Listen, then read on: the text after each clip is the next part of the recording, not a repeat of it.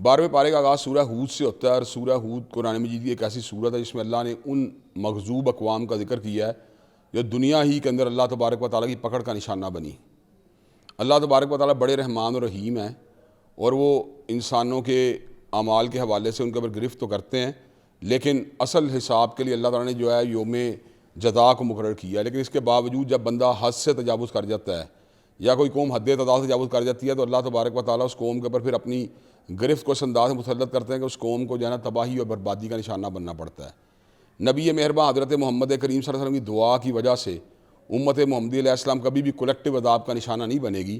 لیکن جزوی طور پہ پارشلی کئی علاقوں کے اندر یا کئی گروہوں کے اوپر جو ہے وہ تنبیہ کے لیے اس طرح کے معاملات ہوتے رہیں گے، جن کا مقصد ان کو وارن کرنا اور بعد میں آنے والی نسلیں جو ہیں ان کو ایک عبرت دلانا ہے کہ اللہ تبارک و تعالیٰ جو ہیں وہ کائنات کے اندر ہونے والے امور سے غافل نہیں ہیں، بلکہ وہ ہر لمحہ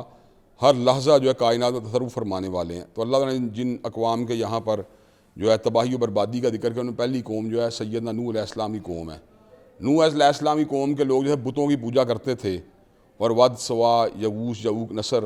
یہ بت جو تھے وہ ان کے سامنے اپنے سر کو جھکاتے اور انہی کو اپنے جیسے معاملات کو چلانے والا سمجھتے تھے۔ سیدنا نوح علیہ السلام نے ان کو اللہ تعالیٰ کی توحید کی دعوت دی،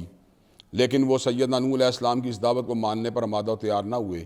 سیدنا نوح نے بڑی تندہی کے ساتھ یہ کام کیا، اور آپ نے اس حوالے سے جو بات ارشاد فرمائی اس کو اللہ نے سورہ نوح کا حصہ بنا دیا کہ انی دعوت قومی لیلا و نہارا، میں نے صبح و شام اللہ تعالیٰ کی توحید کی ان کو دعوت دی ہے۔ لیکن یہ ظالم لوگ جو تھے سیدنا نوح علیہ السلام کا استہزاء کرتے تھے، ان کو دیوانہ معاذ اللہ کہتے، اور ان کے ساتھ جو ہے نا سختی درستی والا معاملہ کرتے۔ حضرت نوح علیہ السلام 950 برس تک ان کو اللہ تعالیٰ کی توحید کی دعوت دیتے رہے، تو اللہ تعالیٰ نے سیدنا نوح علیہ السلام پہ پھر اس وحی کا نزول فرمایا، انہ لن یؤمن من قومک الا من قد آمن، کہ نوح علیہ السلام اب آپ کی قوم میں سے کوئی مزید شخص جو ہے ایمان نہیں لے کے آئے گا۔ اب جب سیدنا نوح علیہ السلام کو یہ بات بتلائی گئی کہ اب مزید کوئی بندہ مومن نہیں ہوگا، تو سیدنا نوح علیہ السلام نے پھر ظلم کرنے والے اور راہ ہدایت سے انحراف کرنے والے اور آپ کو ایذا دینے والے لوگ جو تھے ان کے لیے بد دعا مانگی، ربی لا تذر علی الارض من الکافرین دیارا، اے میرے پروردگار زمین کے اوپر کسی کافر کے گھر کو باقی نہ چھوڑنا۔ اللہ نے سیدنا نوح علیہ السلام کو یہ بھی کہا کہ آپ ایک کشتی بڑی بنائیں جس کے اندر ہر جاندار کو بھی بٹھایا جائے اور ہر مومن کو بھی اس میں سوار کیا جائے۔ جو اس کشتی کا سوار ہوگا وہ اللہ تبارک و تعالیٰ کی گرفت اور پکڑ سے بچ جائے گا، اور اس کے علاوہ ہر شخص جو ہے اس کو اللہ تبارک و تعالیٰ کی پکڑ میں آنا ہوگا۔ سیدنا نوح علیہ السلام جب کشتی بنا رہے تھے تو بستی کے جو بڑے بااثر لوگ تھے، انفلوئنشل لوگ تھے، وہ کئی مرتبہ ان کا استہزاء کرنے کی کوشش کرتے، تو سیدنا نوح علیہ السلام جو تھے ان کو یہ بات کہتے کہ وقت آنے کے اوپر جو ہے نا ہر بات جو ہے واضح ہو جائے گی، اور تمہیں اس طرح جس طرح آج تم استہزاء کر رہے ہو یہی استہزاء جو ہے وہ تمہارے لیے کیا جائے گا۔ سیدنا نوح علیہ السلام کی جو تھی اپنی فیملی میں سے آپ کی بیوی اور آپ کا بیٹا جو تھا وہ آپ کی دعوت کو قبول کرنے میں مادہ و تیار نہ تھا۔ جب اللہ تعالیٰ کا عذاب بڑا قریب آ گیا تو آپ نے اپنے بیٹے سے مخاطب ہو کے یہ بات کہی کہ میرے بیٹے کشتی کے اوپر سوار ہو جاؤ، اللہ کے عذاب سے بچ جاؤ گے۔ تو بیٹے نے بجائے اس کے کہ آپ کی اس بات کو قبول کرتا، اس نے بڑا عجیب سا آگے سے جواب دیا، کہنے لگا سآوی الی جبل یعصمنی من الماء، کہ سامنے نظر آنے والا اونچا پہاڑ جو ہے مجھے وہ عذاب سے بچا لے گا۔ تو سیدنا نوح نے اس کو یہ بات کہی، لا عاصم اليوم من امر اللہ الا من رحم، کہ آج کے دن اللہ کی پکڑ سے کوئی نہیں بچ سکتا مگر وہ جس کو اللہ تبارک و تعالیٰ خود اپنی رحمت کی چادر کے ساتھ ڈھانپ دیں تو وہ بچ جائے تو اور بات ہے، وگرنہ اللہ تعالیٰ کی پکڑ سے کوئی بندہ جو ہے نا اس وقت نہیں بچ سکتا۔ ابھی یہ بات جو تھی وہ ہو رہی تھی تو اللہ تبارک و تعالیٰ کی طرف سے جو تھا عذاب اور سیلاب جو تھا وہ طوفان جو تھا وہ بستی میں داخل ہوا، اور سیدنا نوح علیہ السلام کا بیٹا جو تھا وہ آپ کی آنکھوں کے سامنے ڈوب گیا۔ سیدنا نوح نے اللہ سے دعا مانگی تھی اللہ میرے اہل کے اوپر عذاب نہ آئے، تو آپ کو اس منظر کو دیکھ کے بتقاضا یہ جو ایک پدری ایک محبت ہوتی ہے جو اس کی وجہ سے جو ہے نا آپ نے اللہ سے جو یہ بات کہی کہ ان ابنی من نہلی و ان وعدک الحق وانت احکم الحاکمین، اللہ میرا بیٹا میرے اہل میں سے ہے اور آپ کے وعدے سچے ہیں اور آپ جو ہیں سب سے بڑے حاکم ہیں، تو میرا بیٹا تو میرے اہل میں سے، اور میں نے آپ سے عرض کی تھی کہ میرے اہل خانہ پہ عذاب نہ آئے۔ تو اللہ تعالیٰ نے اس موقع پہ سیدنا نوح علیہ السلام کو یہ بات جو ہے آپ کے اوپر نازل فرمائی کہ یا نوح انہ لیس من نہلک انہ عمل غیر صالح فلا تسألنی ما لیس لک بہ علم انی اعیذک ان تکون من الجاہلین۔ نوح علیہ السلام آپ کا بیٹا آپ کے اہل میں شامل نہیں ہے، وہ آپ کا بیٹا ہے لیکن اس کا عمل ایسا نہیں ہے کہ اس کو آپ کے اہل خانہ میں شامل کیا جا سکے، تو آپ جو ہیں وہ ایسا سوال نہ کیجئے کہ جس کا نتیجہ جو ہے وہ آپ کے سامنے واضح نہیں۔ سیدنا نوح علیہ السلام نے اللہ تبارک و تعالیٰ کی بارگاہ میں آ کے دعا مانگی، ربی انی اعوذ بک ان اسألک ما لیس لی بہ علم والا تغفر لی وترحمنی اکن من الخاسرین، اے میرے پروردگار میں آپ سے پناہ چاہتا ہوں کہ میں نے ایسا سوال کیا جس کے انجام کا یا اس کی حقیقت کا مجھے علم نہ تھا، اور اگر آپ نے مجھے معاف نہ کیا، میرے رحم نہ کیا، تو یہ جو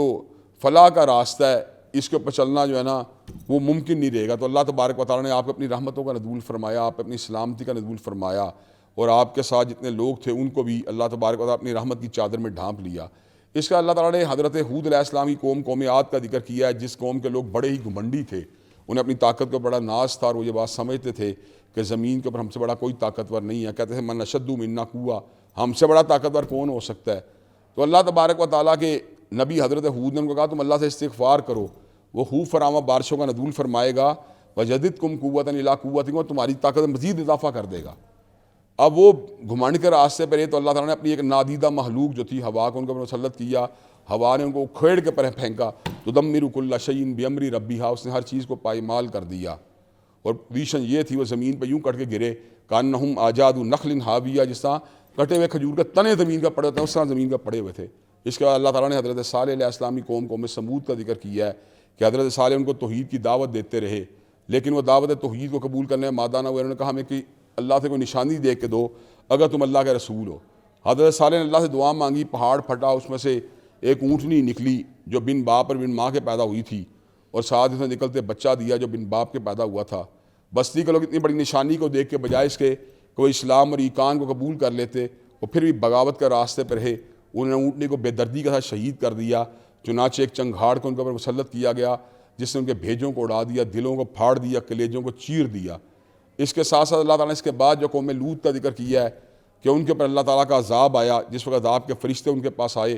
تو نوجوانوں کے روپ میں تھے۔ حضرت لوط علیہ السلام جو تھے اس بات میں بڑے پریشان تھے کہ بستی والے جس فعل شنی یا عادت بد کا جو تھے شکار ہو چکے تھے، وہ ان نوجوانوں کو دیکھ کے یہ بات محسوس کر رہے تھے کہ ان کی ضیافت کرنا یا ان کو پناہ دینا بڑا مشکل ہو جائے گا۔ تو بستی کے لوگوں نے جب دیکھا وہ نوجوان لوط علیہ السلام کے گھر میں داخل ہوئے ہیں تو انہوں نے آپ کے گھر کو گھیر لیا۔ حضرت لوط علیہ السلام نے اس موقع پہ جو ہے نا اپنی بستی کے لوگوں کو سمجھایا اور یہ بات کہی ہؤلاء بناتی ہن اطہر لکم فاتقوا اللہ ولا تخزونی فی ضیفی الیس منکم رجل رشید، کہ میں اپنی بیٹیوں کو تمہارے بیانے کے لیے تیار ہوں، تم ایسی مطالبہ نہ کرو، میرے مہمانوں کے بارے میں دکھ نہ دو۔ تو اس موقع کے اوپر حضرت لوط علیہ السلام کو اللہ تعالیٰ کے فرشتوں نے تسلی دی کہ ہم اللہ کے بھیجے ہوئے رسول ہیں، یہ ہمارا کچھ بھی نہیں بگاڑ سکتے۔ اب قوم لوط پہ چونکہ تمام میں حجت ہو چکی تھی، معاملہ پورا ہو چکا تھا، اللہ نے ان کے اوپر ایسے عذاب مسلط کیا کہ زمین سے ان کو اٹھایا گیا، اٹھا کے اوپر زمین سے پٹھا دیا گیا، اور ایسے پتھروں کی بارش کی گئی جن میں سے ہر پتھر اپنے نشانے کو بالکل صحیح طریقے ٹارگٹ کر رہا تھا۔ اس کے بعد اللہ نے قوم مدین کا ذکر کیا جن کا حضرت شعیب علیہ السلام آئے، جہاں پہ آپ نے ان کو توحید کی دعوت دی، وہاں پر کاروباری بے تعدالیوں سے بچنے کا بھی سبق دیا، اور انہوں نے کہا پورا تولا کرو، پورا ماپا کرو، نماز پڑھا کرو، بتوں کی اور جو معبودان باطل کی پوجا سے جو ہے نا اعراض کیا کرو۔ تو وہ کہنے کا صلاتو کا تامر کا نتر کا ما یعبدو آباؤنا ونفعل فی اموالنا ما نشاء انک لانت الحلیم الرشید۔ شعیب تیری نماز کس طرح کی ہے کہ یہ ہمیں اپنے مال میں تصرف بھی نہیں کرنے دیتی، ہمارا مال ہے، ہم معاذ اللہ جو مرضی کریں۔ آپس میں چم گوئیاں کرتے کہہ لے کہ لئن اتبعتم شعیبا انکم اذا لخاسرون، اگر تم نے شعیب کی بات کو ماننا تو گھاٹا تمہارا مقدر بن جائے گا۔ اللہ نے ان کے اوپر بھی ایک چیخ کو مسلط کیا جس نے ان کو تباہ و برباد کر دیا، اور اللہ تبارک و تعالیٰ نے اس بات کو واضح کر دیا کہ کہنے کو تو وہ یہ سمجھتے تھے کہ حضرت شعیب علیہ السلام کی پیروی میں گھاٹا ہے، لیکن حقیقت یہ تھا کہ حضرت شعیب علیہ السلام کی نافرمانی کے نتیجے میں ان کو گھاٹے کا سامنا کرنا پڑا۔